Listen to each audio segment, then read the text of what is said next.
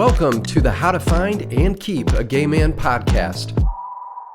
I'm Matt Bays, your host, with Matt Heinker, your co-host. And we're here to provide bitchy wisdom for the gay man looking for love. There are a lot of gay men out there looking for a meaningful love experience, and we are here to help. You can follow How to Find and Keep a Gay Man on Instagram and TikTok, where you'll find all sorts of bitchy wisdom about what it's going to take to find and keep a gay man. Welcome. We're glad you're here.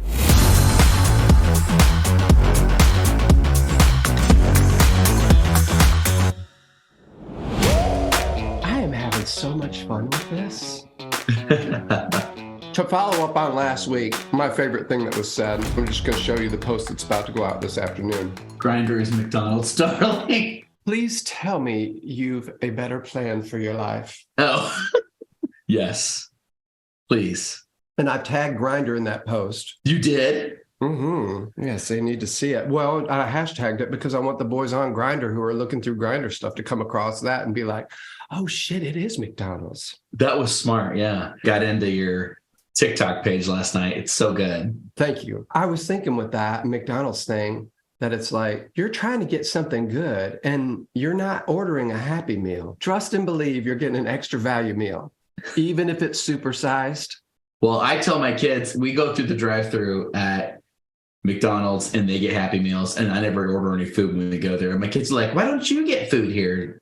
And I said, kids, because for you it's a Happy Meal. For Daddy, it's a Jiggly Meal. We can't do that. But that double cheeseburger. You like you some double cheeseburger. I'm not mad at it. Oh, Lord. I had once in, I think, 1998. It's been a while. Okay, so tell me, Matt, what's going on? Anything new? Anything happen? Oh, geez. The kitchen reno is almost done. The countertops came this week, and they're gorgeous. I wept a little bit. What are they? They're white quartz with faux Carrara marble. They're gorgeous. It's quartz that's made to look like marble, basically, is what I'm trying to say. And it's beautiful. But it's indestructible for all our children and all. Nice. And that was the high. The low was half my family decided they weren't even going to bother RSVPing to my wedding, and they're not coming. So process through that. I love myself. I love myself. I'm worthy of love. Yes, I feel like we need an Oprah moment. We really do. That. So let me get her on the horn here. I don't know if you saw this week. I don't know when this interview was, but it was with Sissy Houston. Oh, okay. It's a TikTok, and it's Oprah saying, did you not like the idea that Whitney might be gay? And she was like, no. And Oprah was like, stunned a little bit, went again and said, you didn't like that. And she went, not at all. Okay, sissy. And then Oprah was like, she doesn't back away. Again, gives her another chance, says, so that's not something that you agreed with. And she was like, absolutely not. I mean, are we surprised? Sister Houston was a beast. Well, we're not really surprised. I just think it's like you have this gorgeous, wonderful, wonderful daughter who's struggling with addiction. And we all know that if she wasn't gay, she's probably bisexual.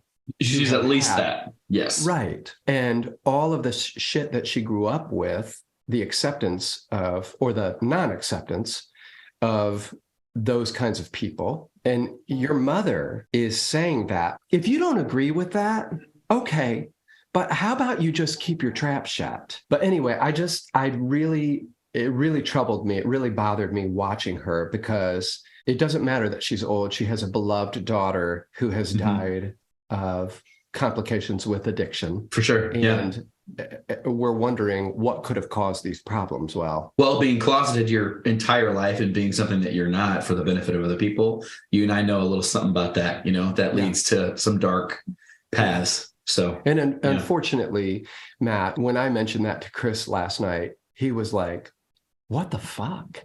Because it's just so wrong. It's just really so wrong that you would not celebrate with your loved ones. And it's unfortunate for them that they won't be able to be a part of it. And I promise you, a decade into the future, maybe less, maybe more, they will be very sorry that they missed that.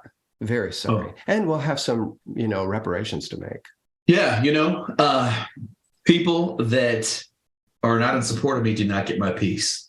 Sometimes that's a manual decision, like it was yesterday, like it is still a little bit today. But I believe that that's true. If you are not for me, if you can't support me, love me, and be good to me, you don't get my peace, and I can't really be too upset about it. So I'm moving forward. I was telling Ty, we've got over 100 people there, and only 3, my mom and my dad and one of my brothers, is going to be there from my family. I've got 3 blood relatives there and 100 other people that are part of our chosen family that, as time goes on and our journey continues, become more and more important. And I celebrate that. That is reason enough to celebrate, Yeah. So that's the attitude that I'm clinging to today. Yeah. And even though we're glad that we want that day to be a day to celebrate, for you, and you don't want them there if they can't be in support of you. Yeah. It still hurts. We all know that still. Yeah. Hurts, and that we grieve it and we move on. Mm-hmm. Yeah. Hurts more than you thought it would, but wow, it does. But keep it moving. You've come this far. Keep going. Yeah. Well, thank you for sharing that. I appreciate it. How's your week, darling? What's shaking with you? Daddy got home last night, reunited, and it feels so good. He did. Yes, it did feel so good. I missed him for 3 days. I'm not used to missing. Like, I did my own thing here. I sat here, watched almost an entire season of Drag Race. Oh, I hadn't seen season 10. Living your best life. Oh, they're all good. So enjoying it, having so much fun. But I missed him. And it was wonderful to see him last night. And just, we just have such a great time. We were in bed watching TV and just talking about, like, this is just what we'd always wanted throughout our lives, is to be in bed with a man, and friends like we are, and lovers like we are, and just be able to enjoy each other's company. Never get tired of it. No, it's a wonderful thing. Yeah. It's all good. And really looking forward for this thing that we've put together for today, what we've been talking about, the ideas that we have to get people further down the road to find and keep a gay man, what it takes to do that. I feel like today is another kind of broader, deeper topic. We've got it sliced in some pieces for people to better digest. But today is, what is holding you back? What is in the way of you finding and keeping a gay man? What is in the way? Both of us go our different ways on this, and we do our research apart from each other. Was one of the first things that I read was a lack of confidence is often the number one thing that stops us from finding a great relationship or committing to a great person to be with. Yeah. Because we worry that we don't deserve it, or we rule people out because we actually think that they're better than us. Yeah. Well, and where does that lack of confidence that I think every gay man, or not every gay man, but most of us carry within us to a certain degree, where does it come from? So in my research for this, one of the things I stumbled upon that I thought was really interesting, and maybe our listeners should check this book out. It's by Richard E. Say, and the book is called Commitment and Healing, Gay Men and the Need for Romantic Love. And basically, he unpacks in there insights into how the effects of childhood and how we were raised affects our capacity to fully love and commit to a partner long term. So his suggestion, kind of along those lines, is if you were raised with a lot of shame, or if your dad in particular, didn't connect with you or shamed you for not being his ideal, or you had unsafe or abusive moments growing up, that produces a deep insecurity in you. So that kind of speaks to that lack of confidence. And it also makes you generally mistrust love from people, because the people in your life that were supposed to be safe, that were closest to you, were not safe. And so you mistrust love. It's hard for you to receive it and know that it's safe and okay to do so. And that's the root of a lot of our issue in this community. So it said we seek the self-esteem that we need through cultivating large networks of friends, validation through wild sexual practices, or creating flawless bodies or environments for us to look at. So there's all these ways that we're looking to overcompensate for that lack of confidence or that lack of really safety that we received growing up. And I think that's something that we need to be acutely aware of as we try to move forward better and different, Yeah, that's good. I had a mom that really loved me. So I've never really had a problem accepting the love of women. my lack of trust comes from, I didn't have a father that loved me, certainly not in the way that I needed to be loved. And then other abusive people along the way that were father figures. So I think that's where some of my lack of trust and lack of confidence in the idea of love from a man comes from, platonic or romantic. Yeah. And like, as I said a couple of weeks ago, that was a big shock to me when I got married to Chris, was that I was struggling to realize that I was enough just because I was me. Sure. Yeah. That I didn't have to perform. I didn't have to rescue him in order to be enough for him. I just was enough just because of who I was. Because there wasn't anyone in your life really that plainly said that to you, right? No. Exactly. No. Yeah. No. And I can relate to that too. I think that, and the reason why I thought this theory was so on the nose is because I had a dad and a mom who, by anybody's standards, loved me quite a bit and created a safe home environment for the most part. But I still had, you say that you felt you had to create kindnesses or be something to deserve love. I thought I needed to earn my place at the table by being funny or by being excellent. It was some performance-based external thing. So I was conscious that my parents loved me, but I still didn't feel like I was enough. So I focused on, it says success, flawlessness. So like my career, I self-medicated with my career for many years, creating flawless bodies and environments for yourself. I've had many rounds of eating disorders growing up and always been very fitness oriented, not necessarily from a healthy place for many years. And then, just this kind of obsession with perfection as you're really trying to convince yourself and others that you're worthy. I could really connect to that in my own life, even though I had a much more stable home environment on paper than most do in our community. So I think that we all have that manifests itself in different ways. We have to be aware of it, Yeah.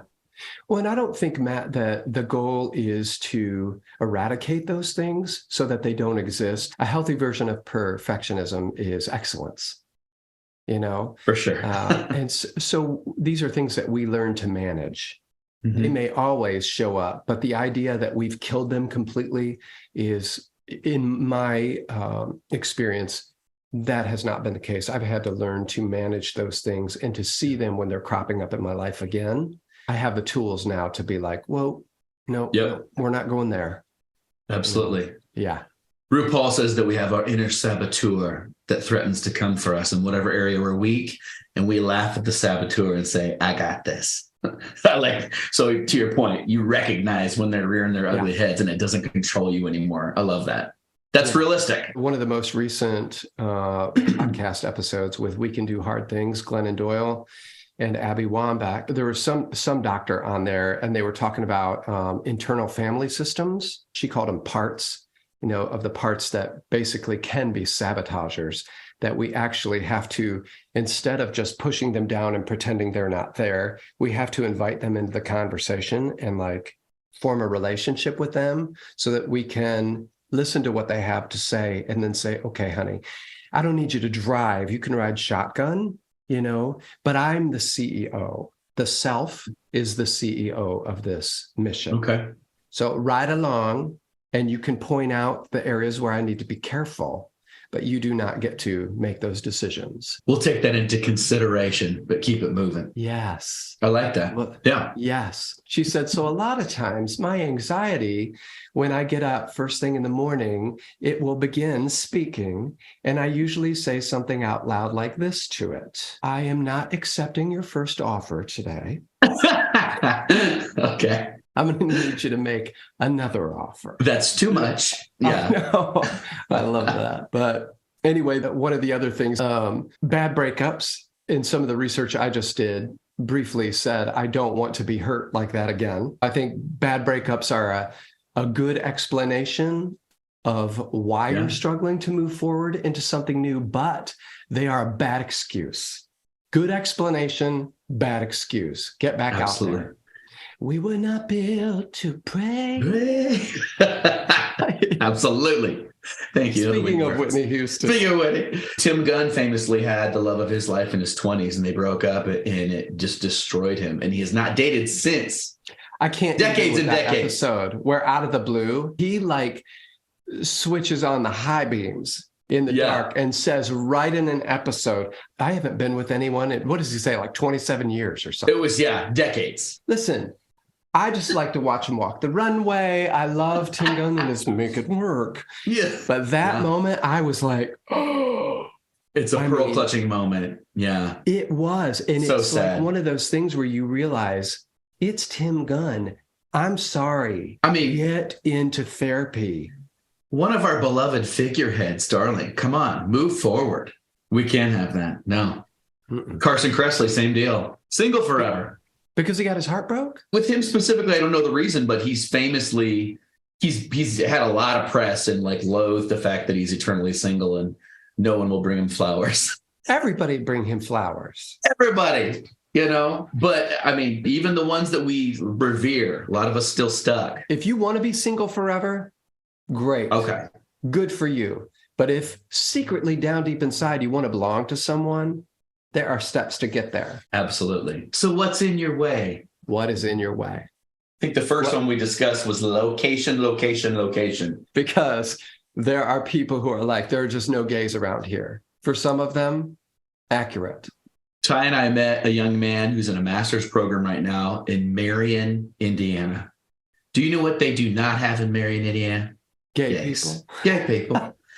So he's up there languishing away in this shitty little apartment. And we're like, babe, you're 26 and a half. Move at least to Indy. Move somewhere. And he's struggling to feel like he should do that. But I feel like there's a lot of people that just where you live is not giving you very much opportunity to meet people. And that needs to be addressed if you're serious about long-term love, Well, I think you've got to have some kind of list of what are the things that I'm after, and if at the top of your list is my family's close by and I will not leave them, then okay. But that's a choice that you need to make. And we need to be informed of our decisions where we're honest about what those are instead of just pretending that the world's bad. No, this is a choice I'm making. I'm making a choice to stay, realizing that it is really going to limit my access to gay men and to the thing that I want more than anything. Listen, if you love your mama's apple pie better than his cake, then that's a decision you're making. That's going to be a meme on the website right there. If you love your mama's apple pie better than Tom's cake, then you've made your decision. We just can't have that. So I knew somebody that lived in the middle of nowhere. And he was telling me about this because he wanted to date, but he lived in the middle of like farm country. And Matt, he was not moving because of his hogs. Hogs. Oh, help us, Lord, help us.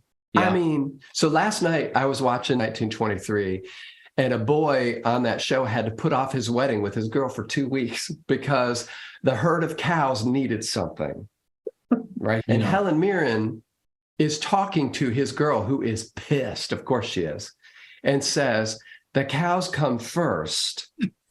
Okay, but that was 1923, honey. Yes. The hogs should not come first in 2023. Period, and I mean it. Period, and I mean it. Oh, and so that boy, he better have fun spooning with his hogs. We all know people got pot-bellied pigs as pets, house pets. So do what you got to do, but get your ass out of there.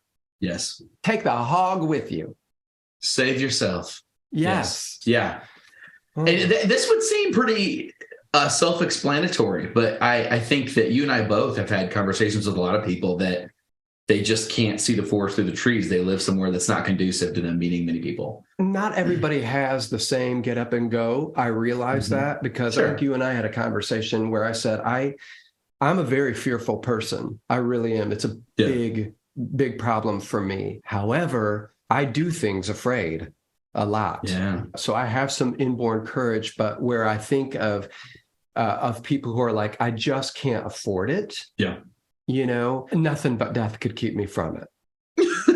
Do you know what I'm saying? Yeah, I do, honey. I don't care if you work at the Dairy Queen, like save your pennies. You will get there. Where there's a will, there's a way. There is. Yeah. Like figure it out. Get a financial planner if that's the case. and they cost money, but they're going to save you money. Mm-hmm. Just start taking steps. The worst thing to do in those situations is to be paralyzed and do nothing. Yeah. So even if you take the wrong step, at least there's motion there, and it may lead you to the right step. But I think finances are a big deal. And I think family, people thinking that they can't be away from family. I have people I'm very close to who really, really want to break out. And it bothers me because they are people that I love and care for very much, but they cannot bring themselves to leave their family that has such a hold on them, because this family delivers love and food. Support. Yes. I'm totally with you. And I think, one of the other categories we talked about, what's in your way, is maybe you're not out. And I feel like a lot of people that can't move, they're really attached to their families. Like people in that category, a lot of them are maybe not completely out yet, or they fall into that discreet category. I met a guy early on when I was dating that lived in rural Indiana, and he was really interested in going on a date, but he had to come to Indy. I could never go there because he didn't want anyone to see him out with a dude.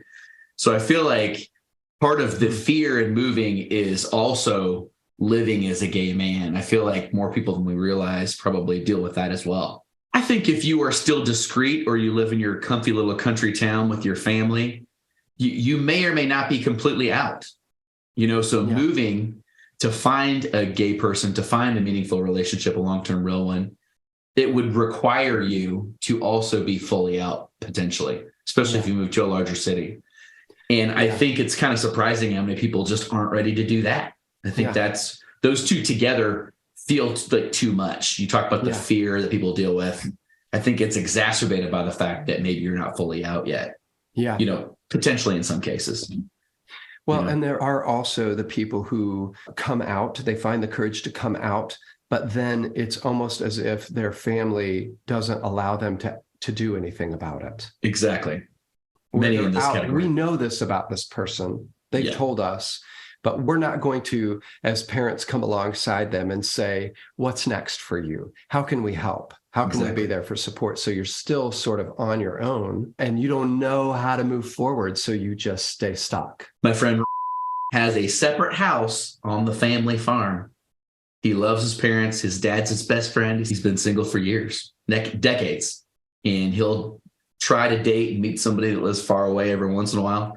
But he's stuck on that farm because he feels like he literally can't leave his family or his parents specifically.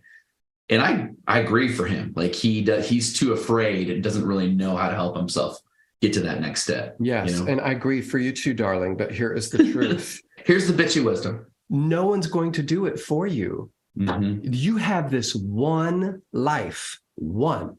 And when you're dead and gone, it's over. So I don't know what kind of fairy tale existence into the afterlife that you have where you get to be gay and free there and be with all your gay men.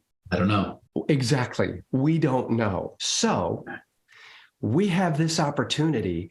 Make it happen. And is it going to take some time? And are there going to be stumbling blocks? Yes, but we're not going to let that stop us. No. Let's get this done. Because if it is to be, it is up to me, as you said. 100%.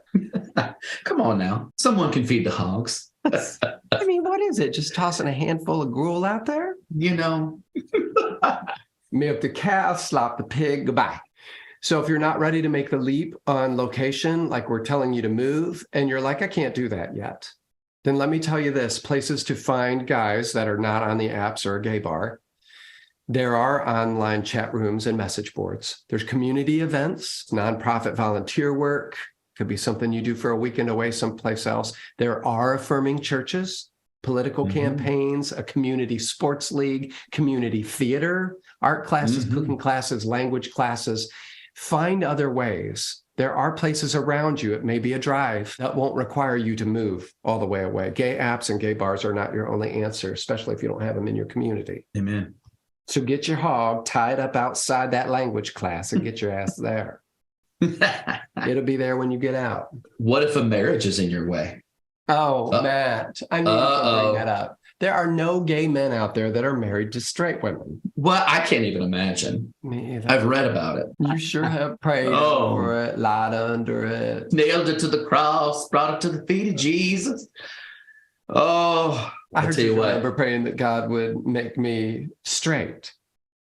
I Oh, mean, I yeah. prayed it 100 times, and then I was just never sure if I was straight or gay. You were just not sure. I was just not sure. And Yes. then one magical day, I stopped praying that I would be straight, and I asked God to just show me whether or not I was gay or straight. And that is when I heard the almighty voice of God say, show you what, honey? What exactly am I supposed to show you? You already know. If it walks like a duck and quacks like a duck, it's a duck, honey. Yes. I have a tender spot in my heart for people in this category, as do you. I mean, Yeah, sure. I was in actually in a support group for mixed orientation marriages for a long time as the wheels are coming off the bus for me, and I was trying to figure out how to hold on to not only my marriage but my life the way that I knew it, and thought that the life the way I thought my children needed, and all that kind of stuff. And I'll just tell you, I can't speak for everyone, but in that group, we all eventually got to the same place. But I really got to a place where I feel comfortable saying I was legitimately mentally ill. I did not have, I did not have the ability to share a bed with a woman anymore. I didn't have the ability to move forward and not be terribly depressed and sad and heavy every day of my life. And so I feel like I was almost forced out of the closet because there was no alternative. I got to the end of myself. And I think that a lot of people that are married to a woman are probably just learn to live with, a lot of pain. But to your point, we've got this one life to live. And this is the conclusion that I came to. We've got this one life to live. And you love yourself eventually to do what's right for you. And ironically, on this side of the very turbulent river I had to cross, I believe that it was the right thing for my ex-wife and my children as well. And there are a lot of people that disagree with that, but I've had a front row seat to all of it. And I know that healing was possible for everyone if I was able to come out and move forward with my life. So I think it's important for people to remember, as they're wrestling with this kind of stuff. Yeah. We often talk about how if you're not the best person for me, I'm not the best person for you. Yeah, absolutely. I actually had one of my coaching clients say to me when I was going through this whole process of coming out, you chose yourself. And really, what else is there? Yeah. That was one of the most defining moments for me, because anybody can take that and decide it means you're selfish, right? Exactly. You chose yourself. You didn't think about your kids or your ex-wife. Well, bullshit. People have no idea how much time and how many decades were dedicated to thinking only of that. Absolutely. But you chose yourself. And really, what else is there says to me, every person gets their life. Every person gets to live their life on their terms. All of the people around you, it may impact them for a time, but they get to figure that out and move forward. We're not saving anyone from anything. People who are listening, who are living somewhere in between that tension, my heart goes out to you, darling. Absolutely. I feel what that is like. I can't leave this person. They depend on me. They will fall apart. But be very careful that we think that we are the answer to their life. Yeah, absolutely. We're not anyone's answer. We can only answer for ourselves. I had one of my therapists, a defining thing she said to me was, you can no longer light yourself on fire to keep everyone around you warm. And, I think for a lot of people, you are who you need to be for the benefit of everyone around you but yourself. And so you reach a point where you can't do that anymore. And that's okay. So choosing yourself is not necessarily selfish. It's going to allow you to stay alive and move forward with your life. So this is really heavy stuff, people that have gone through this, but I know we have listeners that are in this boat that maybe are stuck in that place, and it's going to hurt. It's going to be hard. The grief that I experienced through the divorce that I went through, even though I knew that I had to do that, I thought was going to eat me up, but it was what I needed to go through to get healing. And I know that today. And I would argue that that's the case for everyone that's in that boat listening to us. Yeah. Or most of them. Yeah. Yeah. One of the things that scared me the most was I had this vision of myself at 85 years old, Matt, Mm. being the saddest person on earth, that I had exchanged my whole life for a person that wasn't me. Mm-hmm. And lived my whole life through it. The older I was getting, the more it was keeping me up at night, where I was thinking, I am going to be there one day and I am going to be like, I wasted my whole life for what? Or what? So you could take care of others and you could be what others expect of you. Well, and it's not a waste. We all know that there are people that are 75, 80 who haven't come out that are gay. It's not that your life doesn't have any meaning. Okay, it No, does. absolutely not. Yeah. But living this version, people don't understand what that feels like. That you feel like a wooden nickel at every heterosexual get together where everybody's right. I could not with the hetero dinner parties anymore. I couldn't. I was done. Saying a wooden nickel. That's a good way of saying it. Yeah. And then on this side of the river, I have a gay soiree at my house every 2 weeks. We've got these beautiful friends. And to your point, like you get in bed at night with your hubs, you could not have imagined the level of peace you feel, even doing stupid stuff, watching your shows, whatever, just being with them and being completely just settled into this person that loves you and you were able to love them back. The most comfortable, normal thing in the world, crawling in bed with a man. Yeah. Things that the heteros that judge us take for granted because they can't even imagine if it wasn't that way. So you have to decide that you deserve that and that you want it bad enough to make some tough decisions, you know? Yeah. Okay. So, Matt, I do think that we have to address, and we didn't have this on our list, but I do think we need to address the issue of religion. What exactly does religion have to do with finding and keeping a gay man? A lot, actually. 71% of us grew up going to church. 46% of us still do. And 33% of that 46% haven't been able to reconcile their religious beliefs to their sexuality. Those are some compelling stats. Yeah. They are. So I don't think I've said this on the podcast yet, that I was a pastor for 27 years in the evangelical church, non-affirming churches, conservative churches. And if I could right now, I would absolve every last one of you who continue to struggle over whether or not God cares if you're gay. She ain't mad. I asked her. The Lord is my shepherd, and she knows that I'm gay. Yes, she does. She's gloriously giddy over it, and she's putting on her Liberace records as we speak. So take it from this ex-pastor who is queer as a football bat. You are good with God. Cross my heart. Hope to never die. Absolutely. I went through a deconstruction pretty hard in the midst of going out. And I bring my children to an affirming church. So, I mean, I'm on that journey along with everyone listening. What does my faith look like now? First of all, am I even a person of faith anymore? You know, I really believe at this point that I am, but what does that look like? And then in the midst of that, how do you move past what you were taught, what was drilled into your head for so long, and really move forward differently and believe differently, you know, for your own sanity? That's not an easy thing. It takes time. Well, and to let yourself step outside of this fairy tale imaginary old man in the sky with a big long beard.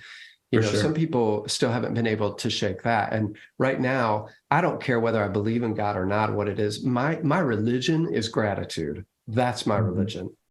Wow. I am more grateful human being than I've ever been in my life. I thank the universe, God, the room that I'm in, and people for all of the good things in my life. And I do that every day. I stood at the top of my stairs while Chris was in Nashville last week. I looked around and I said, look at all of this. I have this home. I have this man. I have this life. I have peace in my heart and sanity. I am all good for whoever is responsible or whatever is responsible for all of this. Thank you. Thank you. Absolutely. That's my religion. Peace and sanity. Hallelujah for that. They used to say the peace that passes understanding. I didn't know what that meant. I was crazy inside. Now I know what it means. Yeah. You know, it's kind of funny. We're writing our own wedding vows. And part of my wedding vows are, I say, and I make this decision, this commitment to you completely in integrity with myself, at peace in my mind and body. Yes. there's going to be a handful of people there that are not affirming. God bless them. Yeah. They had to come. Yeah. But I need people to know, and myself to communicate to him that this is a new day. I am at peace. Peace in my mind, my body, and down my pants. Woo! Peace. Especially there, honey. But yes, people, break free from that. Yes, break free from the religious bondage. And don't think that just because you're gay means that you can't have some sort of relationship to the God of your own understanding. And take that to a therapist and figure out how to let that shit go. Because that stuff, Matt, as you know, it gets inside you, takes root, and it is a lot of digging to get it out of there.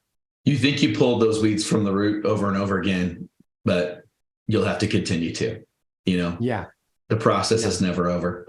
I think to your point earlier, I think that recognizing shame that comes from religious crap that you were brought up with is one of the many things you have to recognize that's coming for your peace, and you have to manage it, right? Yeah. Well, and we have this validated over and over in Facebook posts or, by the religious right, or we see it in the news. We see it everywhere. Religious people who are constantly telling us how sad they are that we're gay. But don't let any of that prevent you from believing that you deserve I don't love. have a fragile fuck to give on what you think about whether or not I should be gay. It just is. Just is. I told my dad, there's nothing to agree with. I'm gay. It's a fact.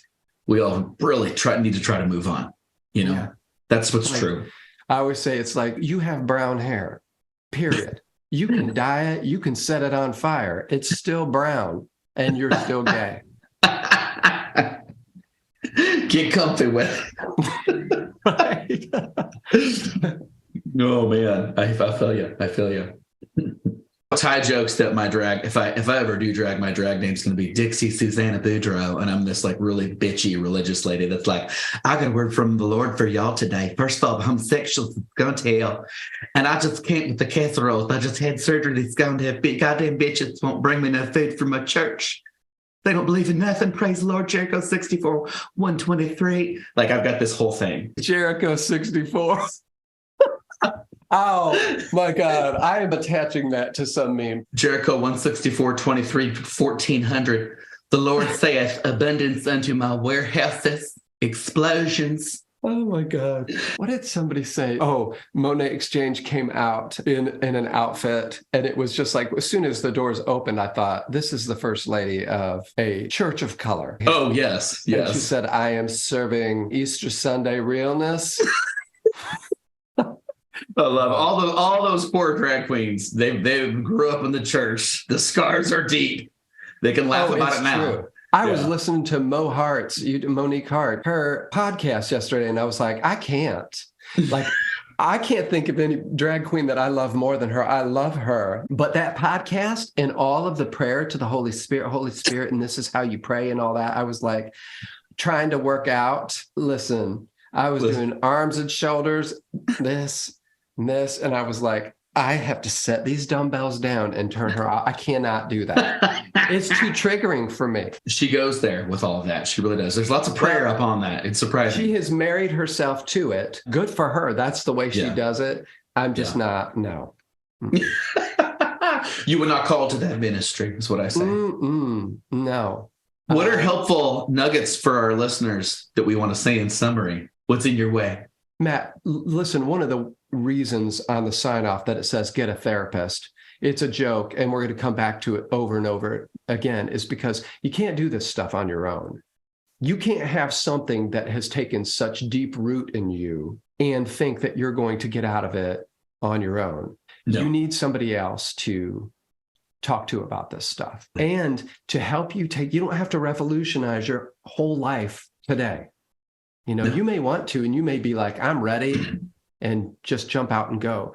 But you can begin to take baby steps of, if you're in a rural area and there are no gay people around you, just let yourself have a conversation with a friend about what it might look like to move.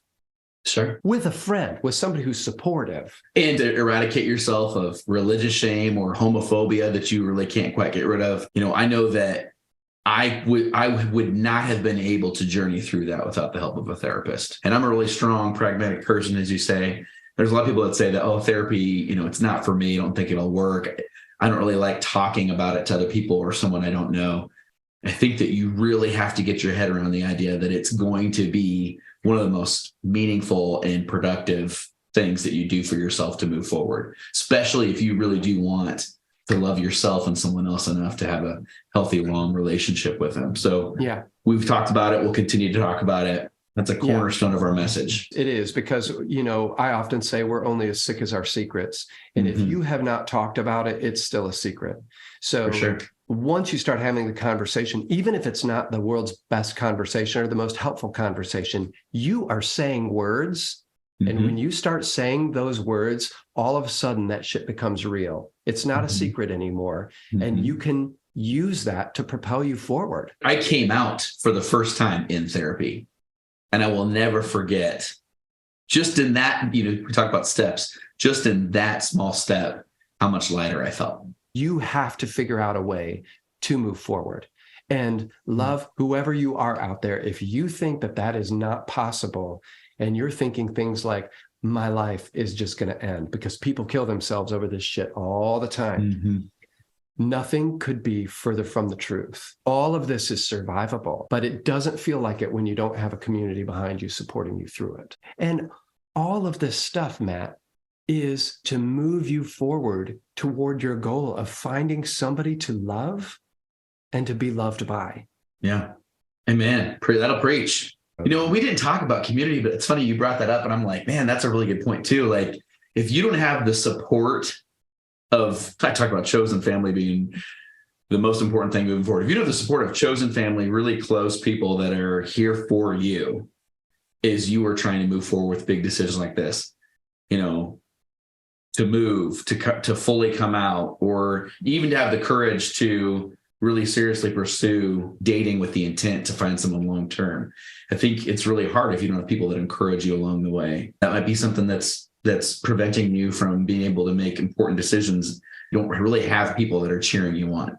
I don't know what I would have done in that whole period of my life without you cheering me on specifically. You were one of the very few people that I felt safe enough to talk to about what was really going on, and then encouraged me enough to even believe that I deserve better and different, and that I could do it even if I was afraid. I think that was really pivotal. People need those, even if it's just a couple.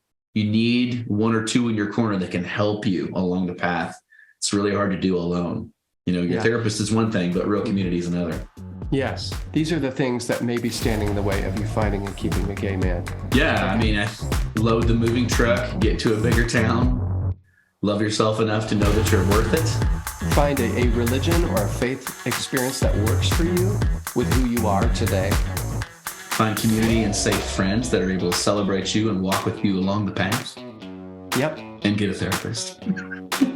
And always get a damn therapist. We're wishing you the best. Always. Always. Bye for now. 1, 2, 3, 4.